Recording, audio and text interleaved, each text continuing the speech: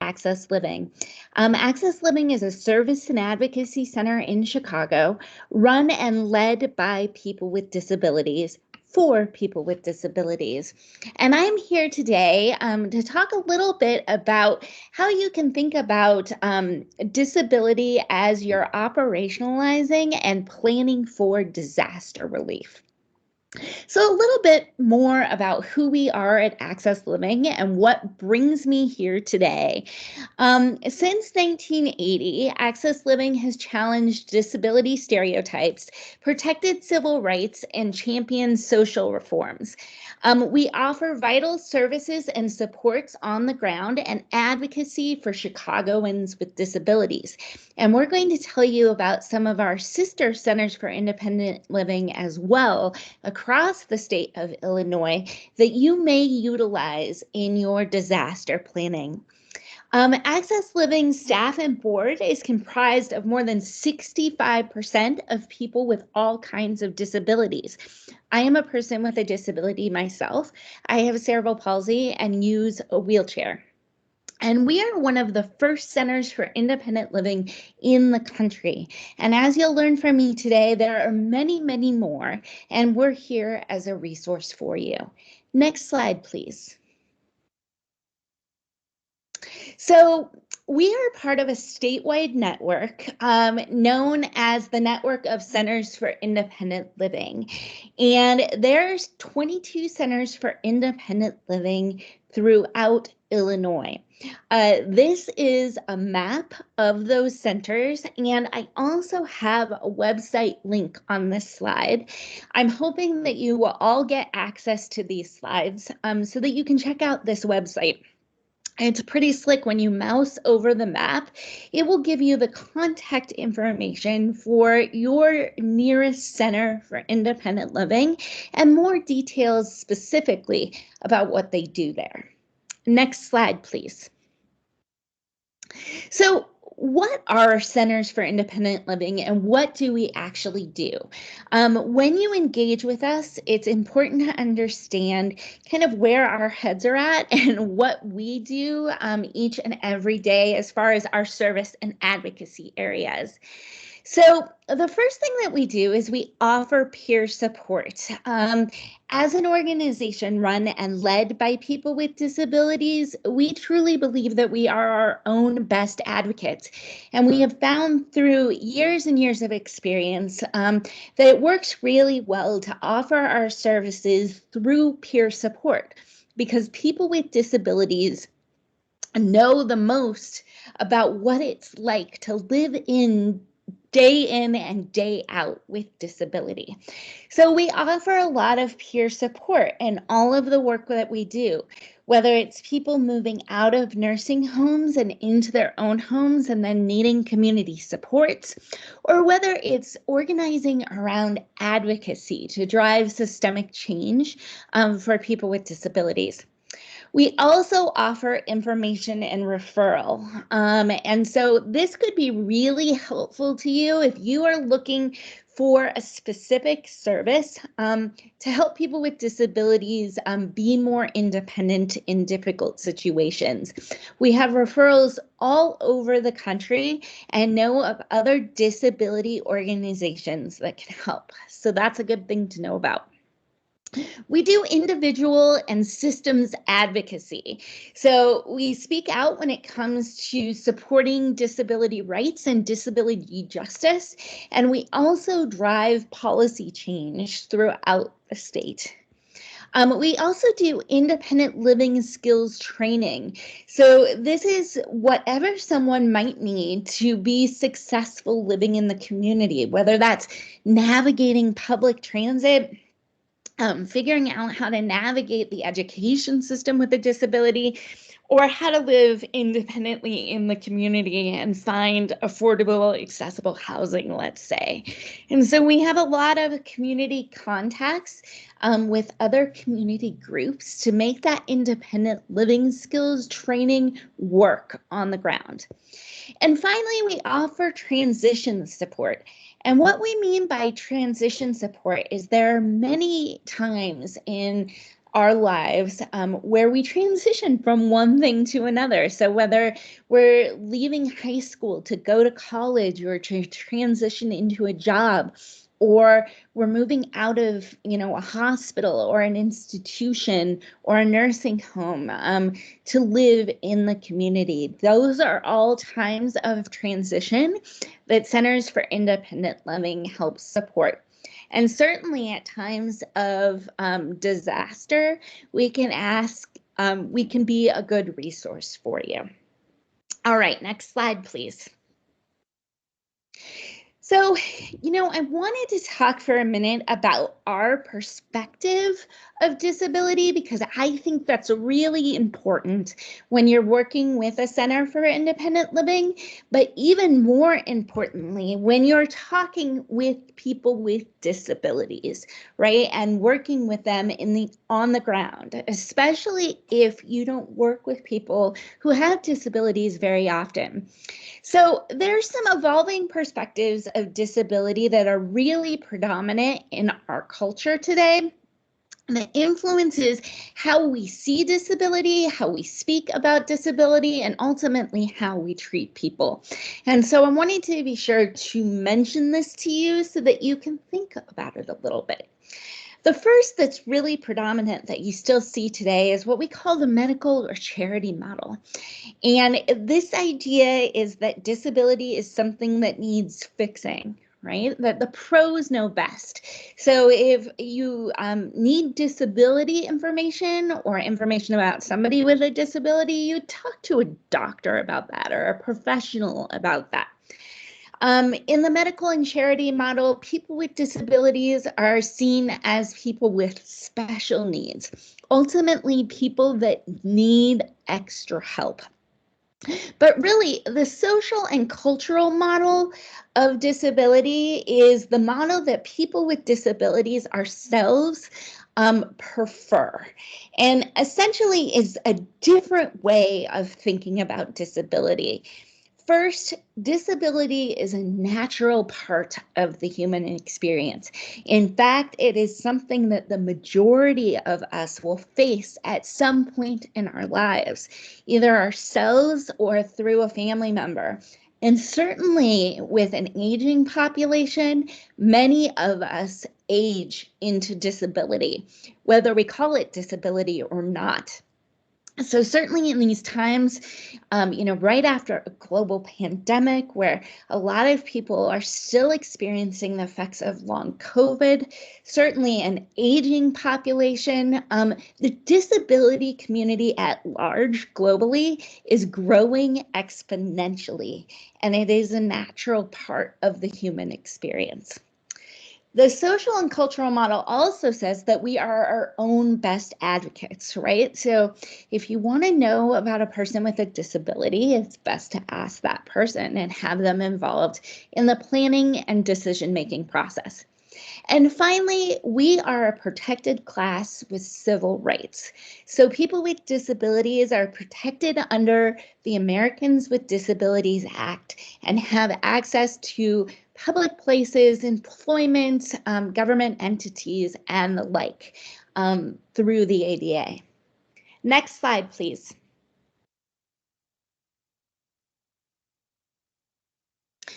So how does one develop a disability inclusion mindset? I think that's really important to consider when you're engaging with people with disabilities, particularly in the planning process. So first, I would say no pity, no inspiration. Really, you're there to offer people choices and solve problems together. And it's very easy to fall into this trap of thinking about pity or thinking about inspiration, and it's really not helpful in the moment. We find when we do trainings and consulting engagements like this, simply getting into the habit of asking, how is the disability community impacted by X, is an important question to ask. So if you're implementing a policy, a procedure, an action plan. Simply asking the question, how is the disability community going to be impacted by what you're doing? Knowing that 1 in 4 people in the United States right now have a disability. So anything that you might be planning, you will be working with people with disabilities. So planning for it, asking how they're going to be impacted. Now, we find when folks ask themselves this question, there are times when they really don't know the answer to it. And that is the time to really engage a Center for Independent Living in your area. Go directly to the source and talk to people with disabilities to find out how they're impacted by some of your plans and the decisions that you're making. And then finally, when you are in a situation and you're working directly with a person with a disability, don't hesitate to ask questions, to ask about their needs. But when you ask questions, make sure that they're direct, that they're clear, and that they're relevant to the situation at hand. Next slide, please. So I put together some resources here. I think you have been looking at resources probably all day and learning more about what's available to you as volunteers. But I included a Red Cross resource here that is really excellent about general preparedness for people with disabilities, as well as a FEMA resource that I think is particularly good. And these can be resources that you use to read up in advance before you actually engage a Center for Independent Living, asking them specific questions about what they know with the surrounding area. And I can't remember, is there one more slide? I think that might actually be it. Ah, yes. Okay, there is one more slide. So I know this is super fast. I am hoping that this is simply an introduction to both Access Living and SILS for you to simply get you thinking about all of the resources that are available to you. So given this lightning fast presentation, I think I have 15 minutes and I am right within my bounds here. I would love to open up for a few minutes to see if people have questions or if there is anything that I've said so far that inspires some thinking on your end. Yeah, for chat. I don't see any hands up. I'm wondering if there's something in the chat. I'll take a look. Oh, Scott put that link in there for me. That's great. Well, looks like, Scott. Well, first of all, I want to thank you for taking time to visit with us and help educate us better on how best to interact with people with the disability community. You had mentioned to me previously an issue with respect to people with wheelchairs being taken in an ambulance. Yes. And so I want to paint a picture of a person who is in a wheelchair, has a medical emergency while they're in one of our shelters, and they're taken in an ambulance. And many of the people in the audience are shelter managers or they're the nurses in the shelter.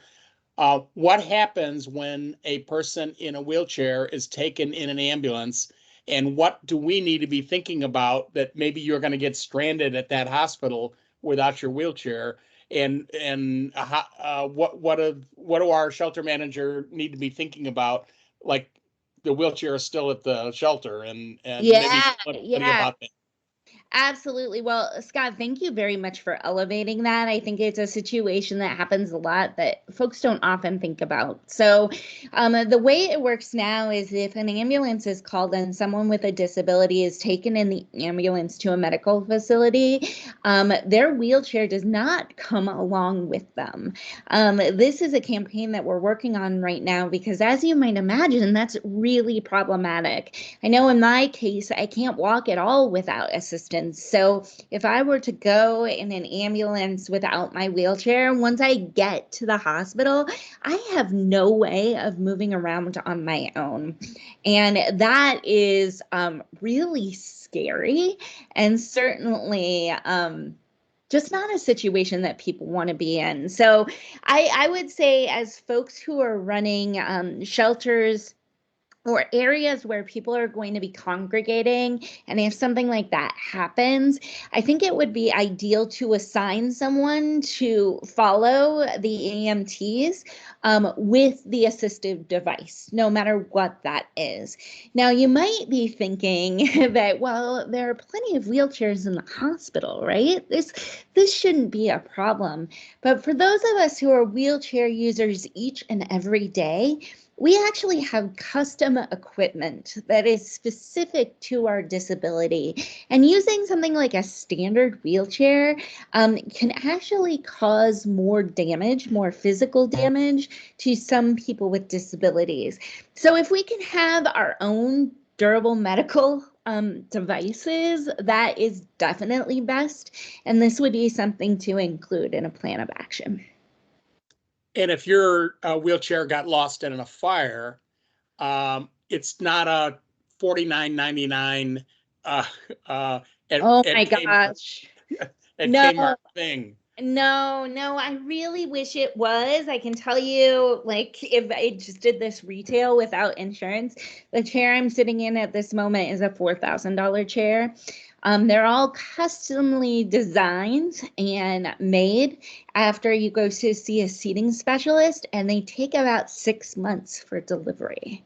So when it comes to grabbing that durable medical equipment on your way out the door, it's one of our top essential things, because for me, that's my legs, right? That's my freedom. That's my ability to move. And and I don't want to hog this from everybody else, but do you have resources that you can refer people to help them pay for that? Because obviously we can help, but not 100% of the cost of that wheelchair if someone lost one. Yeah, let me see what I can find for you. There are such resources, and I'm sure there's something through our information and referral department. I had forgotten we spoke about that, and I will make sure to get something to you after this. There are also places that refurbish wheelchairs, so custom wheelchairs, and that might be a resource in a local area to tap. That's not something specifically that Access Living does, but that's partly why we have such a large information referral department, because we know folks that do that kind of thing. I do see a couple other hands. It's hard to see who they are, so I'm going to ask that if you do have your hand up, please jump in. I think it's just because my screen is minimized a little bit oddly. Hi, Bridget. This is Kim. I thank you for the very, very nice presentation. I think that's very helpful for us. And then I agree with you with the wheelchair, because our house last year was on fire, and then my son lost his braces, and that was like over $6,000. Right. And it was, the insurance company would not pay for it because they just have paid for it just now, Right. So that's Right. a huge thing. That's a huge thing that we have to keep in mind. But I actually have a separate question for you. I don't know if I missed a slide, because I had to step away for a phone call, but I was wondering if you could put in a chat, like your contact information or your organization's contact information. Absolutely. I'm going to put our website in the chat for you, or I can have Scott or Ari do that for you. My contact information is on the website, and feel free to reach out to me at any point. Oh, and actually I do have it on the slide here. Of course, I got to read what I put there. So it's accessliving.org is where you can find us and where you can find me. But I would encourage you to look at the local SIL in your specific area too, and to reach out and build a relationship with them, because there are 22 centers for independent living throughout Illinois, and it's good to get to know not just Access Living, but the one nearest you as well. Okay, thank you very much. Appreciate that. So I got the. Excellent. Thank you. Yeah. And we've got our whole staff listed there, our various areas of advocacy that we're working on. Feel free to reach out to anyone with questions. We have a lot of expertise in this area. All right, who's next? I think there might be another hand up.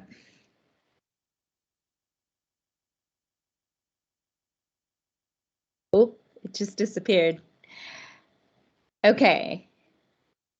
Any other questions or anything that might not be clear that you'd like me to chat about?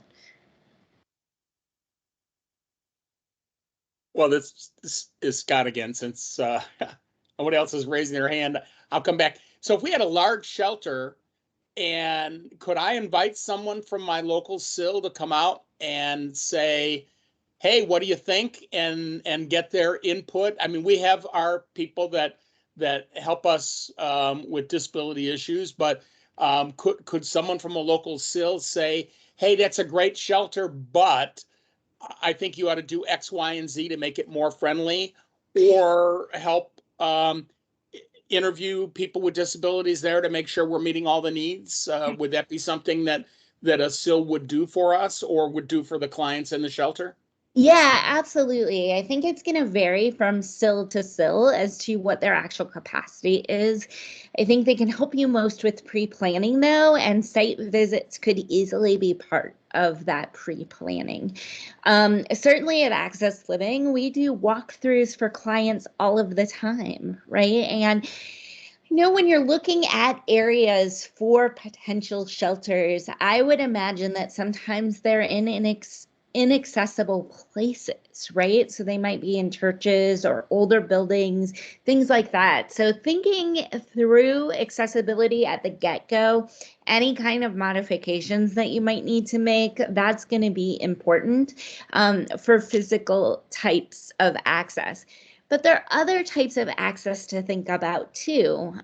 Clear and concise communications, for example, available in multiple formats. So if you have someone who's deaf or blind, how are you going to communicate with them, right? And what's the plan of action in that case? So really thinking through the different kinds of access that you might need to consider, and that would include policies and procedures, and making sure that those apply as well. So the other thing I would say is we do hear from a lot of folks, well, we asked if the building is accessible, and the folks said yes. Yes, it is. We've got a ramp, right?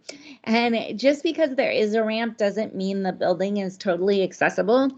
Certainly looking for an accessible restroom is important too.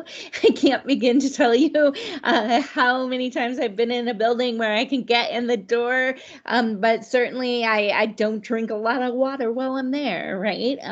Because I can't go to the bathroom. So like thinking through and actually having someone walk through what people will need to do when they're staying in that shelter is going to be key. And just because something meets the bare minimum ADA building requirement, keep in mind that that is the floor. It is not at all the ceiling, so you can't assume that it will be fully accessible simply by, them saying, oh yeah, we comply with the ADA. So it takes a little bit more work, unfortunately, and the easiest way to do it is to have actual folks test it.